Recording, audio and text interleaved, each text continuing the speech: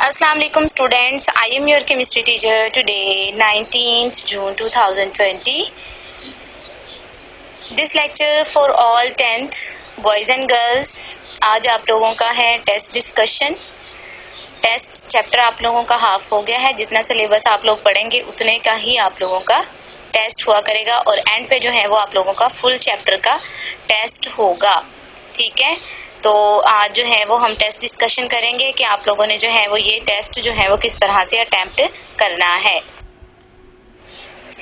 The topics which will be discussed today और a test, ठीक है, टेस्ट डिस्कशन है चूंकि आज, तो इसमें आप लोगों के एमसीक्यूज हैं, शॉर्ट क्वेश्चंस हैं और 6 शॉर्ट क्वेश्चंस हैं। जैसा कि आप लोगों का पहले भी टेस्ट हो चुके हैं। 25 नंबर का आप लोगों का ये टेस्ट है। 8 नंबर के एमसीक्यूज हैं, जबकि 12 नंबर के आपके शॉर्ट क्वेश्चन है और 5 नंबर का आप लोगों का लॉन्ग क्वेश्चन है। ठीक है, तो 6 जो है वो यहाँ पे शॉर्ट क्वेश्चन आप लोगों ने जो है वो अटेम्प्ट करने हैं और एक लॉन्ग क्वेश्चन जो है वो आप लोगों ने अटेम्प्ट करना है। ठीक है, नो चॉइस। हैं अब एमसीक्यूज पे। तो एमसीक्यूज जो है वो आप लोगों के हैं 8। एमसीक्यूज नंबर 1 है acetic acid is used for. ये एसिड के यूजेस में से है कि एसिटिक एसिड जो है वो हम किस मकसद के लिए इस्तेमाल करते हैं। तो ये ज़्यादातर एसिटिक एसिड जो है वो हम लोग फ्लेवरिंग ऑफ फूड, ठीक है, फूड को फ्लेवर करने के लिए यानी कि उसमें जायका प्रोड्यूस करने के लिए जो है वो हम लोग इस्तेमाल करते हैं। जैसा कि मैंने आप लोगों को बताया था कि अचार में भी एसिटिक एसिड यानी कि सिरके का इस्तेमाल किया जाता है। ए वाला ऑप्शन इसका करेक्ट है।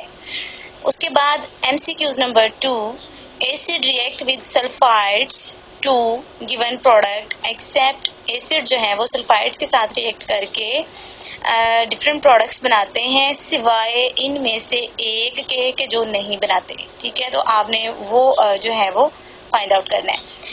तो एसिड जो है वो सल्फाइड के साथ रिएक्ट करके सॉल्ट भी बनाते हैं, वाटर भी बनाते हैं, सल्फर डाइऑक्साइड गैस भी बनाते हैं, लेकिन वो कार्बन डाइऑक्साइड गैस नहीं बनाते। ये कार्बोनेट्स या बाइकार्बोनेट के केस में बनती है।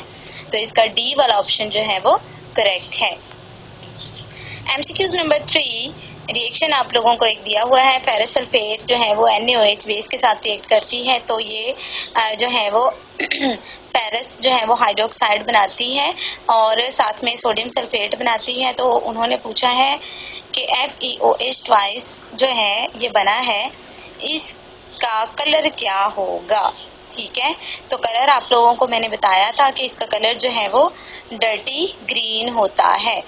ए वाला ऑप्शन इसका करेक्ट है।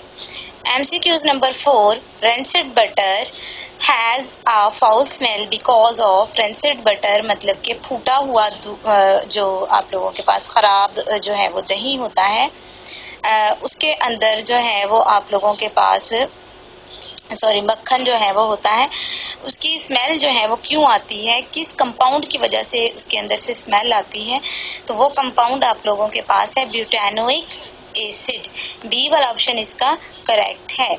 The acidic solution have pH, जो कि एमसीक्यूज नंबर 5 है कि जो एसिडिक सॉल्यूशन होते हैं उनकी पीएच जो है वो क्या होती है, लेस देन 7।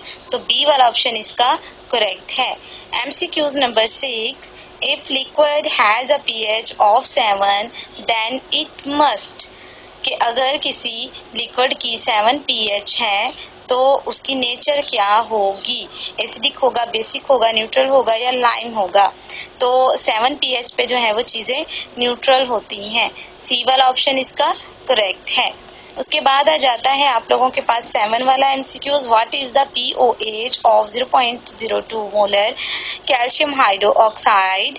कैल्शियम हाइड्रोक्साइड की जो है वो आप लोगों ने पीओएच बतानी है 0.02 मोलर की। तो वो है आप लोगों के पास 1.397। बी वाला ऑप्शन इसका करेक्ट है।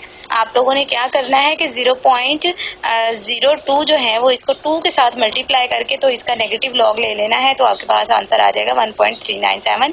बी वाला इसका ऑप्शन करेक्ट है।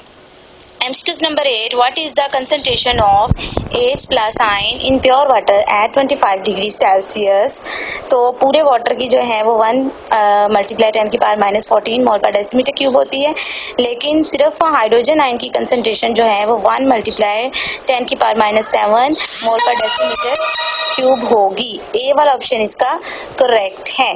ठीक है, तो ये वाले ऑप्शन जो है ये एमसीक्यूज आप लोगों के करेक्ट हैं। जिन बच्चों ने ये जो है वो एमसीक्यूज लगाए हैं उनके पूरे जो है वो मार्क्स आएंगे। इसके बाद आ जाते हैं शॉर्ट क्वेश्चन पे। शॉर्ट क्वेश्चन नंबर 1 है आप लोगों के पास, how acid react with carbonates and bicarbonates.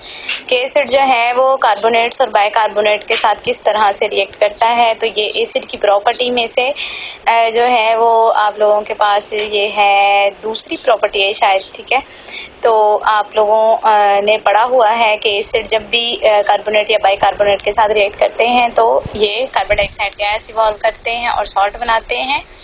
तो ये इक्वेशंस आप लोगों ने दोनों ही लिखनी है। ऐसा नहीं है कि आप लोगों ने एक इक्वेशन लिख देंगे तो पूरे हो जाएंगे। एक कार्बोनेट की इक्वेशन है और एक बाइकार्बोनेट की इक्वेशन है, तो दोनों इक्वेशन ही आप लोगों ने लिखनी है। तो जिस बच्चे ने जो है वो दोनों इक्वेशन लिखी होंगी उसका जो है वो क्वेश्चन जो है वो करेक्ट कंसीडर होगा। क्वेश्चन नंबर 2 है आप लोगों के पास, what is the neutralisation reaction. तो इसमें आप लोगों ने जो है वो इसकी 3 तरह की जो है डेफिनेशन है, चाहे आप एसिड का बेस के साथ रिएक्शन या बेस का एसिड के साथ रिएक्शन, यानी कि एसिड की केमिकल प्रॉपर्टी, बेस की केमिकल प्रॉपर्टी, या आपके चैप्टर के एंड पे भी जो है वो इसकी डेफिनेशन आएगी न्यूट्रलाइजेशन रिएक्शन की, तो आप वो लिख सकते हैं। सिंपल जो है वो न्यूट्रलाइजेशन रिएक्शन जो है वो आप अपनी वर्डिंग में भी लिख सकते हैं कि जब भी कोई एसिड बेस के साथ रिएक्ट करता है या कोई बेस एसिड के साथ रिएक्ट करती है, जैसे मर्जी लिख सकते हैं। तो ये जो है वो सॉल्ट और वाटर ही बनाते हैं कि जब भी कोई एसिड बेस के साथ रिएक्ट करता है या बेस एसिड के साथ रिएक्ट करती है तो सॉल्ट और वाटर ही बनता है। और ये 3 इक्वेशंस मैंने यहाँ पे लिखी हैं। आपको इन तीनों इक्वेशंस में से जो है वो जो भी आसान लगे कोई सी एक इक्वेशन जो है वो आपने इसके अंदर लिख देनी है। ठीक है, question number 3, right any 2 uses of basis. तो यहाँ मैंने जो है वो 4 जो है वो आप लोगों की बेसिस लिख दी है। वैसे तो 6 बेसिस हैं और उनके यूजेस हैं, तो आप लोगों ने जो है वो कोई सी भी 2 आपको जो भी आसान लगे वो आप लोगों ने लिखी है। मैंने जो है वो sodium hydroxide, potassium hydroxide, aluminium hydroxide और अमोनियम हाइड्रोक्साइड की यहाँ पे मेंशन की है, क्योंकि ये चारों जो है वो सिंगल लाइन की है। मुझे पता है आप लोगों ने सिंगल लाइन वाली करनी है, तो इन चारों में से जो है वो आप लोग कोई सी भी दो जो है वो यूजेस लिख सकते हैं, 2 बेसिस के यूजेस लिख सकते हैं। ठीक है, तो ये आप लोगों ने जो है वो इस तरह से यूजेस लिखने हैं। शॉर्ट क्वेश्चन नंबर 4 है, right the uses of pH. 3 uses यहाँ पे लिखे हुए हैं, आप लोग तीनों के तीनों जो है वो लिखेंगे। कोई बच्चा ऐसा है कि जिसको कोई एक याद ही नहीं हो रहा, ठीक है, तो वो सिर्फ जो है वो 2 लिख सकता है, अदरवाइज जो है वो आपने तीनों जो है वो यूजेस लिखने हैं। ये पीएच के यूजेस हैं, ये आप लोगों ने लिखने हैं। और इसी तरह से जो है वो आप लोगों ने अपने शीट जो है वो आप लोगों ने साफ सुथरी लेनी है और उसके ऊपर हेडिंग बना के ऐसे आप लोगों ने लिखना है। नेक्स्ट आ जाता है question number 5, define indicator with example. Example के साथ जो है वो इंडिकेटर की डेफिनेशन लिखें। तो डेफिनेशन जो है वो इंडिकेटर की आप लोगों के पास है। सिंपल जो है वो आप लोगों के जैसे मैंने पिछले लेक्चर में जो है वो इतना सारा जो है वो इंडिकेटर के बारे में एक्सप्लेन भी किया हुआ था, तो ये शॉर्ट क्वेश्चन है, इसमें सिर्फ आपने डेफिनेशन और एग्जांपल ही लिखनी है। तो इंडिकेटर ऑर्गेनिक कंपाउंड होते हैं, मैंने आपको बताया था, और ये एसिडिक और बेसिक सोल्यूशन में डिफरेंट कलर देते हैं। और उसके बाद जो है वो लिटमस इंडिकेटर लिटमस वाला ही जो है वो एग्जाम्पल के तौर पर लिखते हैं। एसिडिक में उसका कलर लिख दें, बेसिक में उसका कलर लिख दें, एल्कलाइन में यानी कि उसका कलर लिख दें। तो सिर्फ जो है वो इतना ही आप लोग लिख देंगे तो ये इंडिकेटर की एग्जाम्पल इसके बाद आ जाता है short question number 6, right the working of pH meter. PH meter की जो है वो वर्किंग आप लोगों ने जो है वो लिखनी है इसके अंदर। तो इसमें पीएच मीटर वाला पूरा ही लिखना पड़ेगा आप लोगों को, क्योंकि इसकी वर्किंग आपने लिखनी है, कोई डेफिनेशन नहीं है कि ये किस तरह से काम करता है। इसमें आप लोगों को ये पूरा पैराग्राफ ही लिखना पड़ेगा शॉर्ट क्वेश्चन में भी। तो आपने इसमें से जो है वो कोई सी भी लाइन जो है वो नहीं। इसके बाद लॉन्ग क्वेश्चन आप लोगों ने लिखना है 5 नंबर का। लॉन्ग क्वेश्चन जो है वो आप लोगों का है explain the precipitation of hydroxide. Hydroxide की प्रेसिपिटेशन लिखनी है, जैसा कि मैंने आप लोगों को बताया था कि ये इंपॉर्टेंट है और लॉन्ग क्वेश्चन के तौर पे आता भी है। तो इक्वेशंस हैं चूँकि, इसलिए आप लोगों ने जो है वो इनको मिस्टेक नहीं करनी, अच्छे से जो है वो आपने, मैंने कहा था आप लोगों को कि आपने इनको अच्छे तरीके से पहले या लिख के प्रैक्टिस कर लेनी है, तो ये आप लोग लिख सकते हैं। तो इसमें आप लोगों ने जो है वो ये इसी तरह से जैसे मैंने लिखा हुआ है प्रेसिपिटेशन ऑफ हाइड्रोक्साइड, छोटा सा ये टॉपिक है, सिर्फ इसकी इक्वेशंस ही हैं।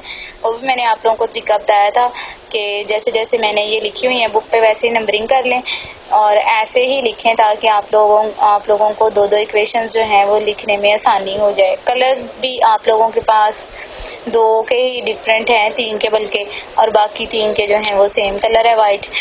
इस तरह से आप लोगों ने जो है वो लॉन्ग क्वेश्चन भी लिख लेना है और ये जो है वो टेस्ट आप लोगों ने लिख के अपने पास सेव कर लेना है। ये वाला टेस्ट जो है वो फिर आप लोगों से मैं कलेक्ट कर लूँगी और फिर इसको जो है वो मैं दोबारा से, आपने चेक तो कर ही लिया होगा लेकिन फिर भी मैं इसको चेक करूँगी। ठीक है, थैंक यू 10th क्लास, अपना ख्याल रखिएगा।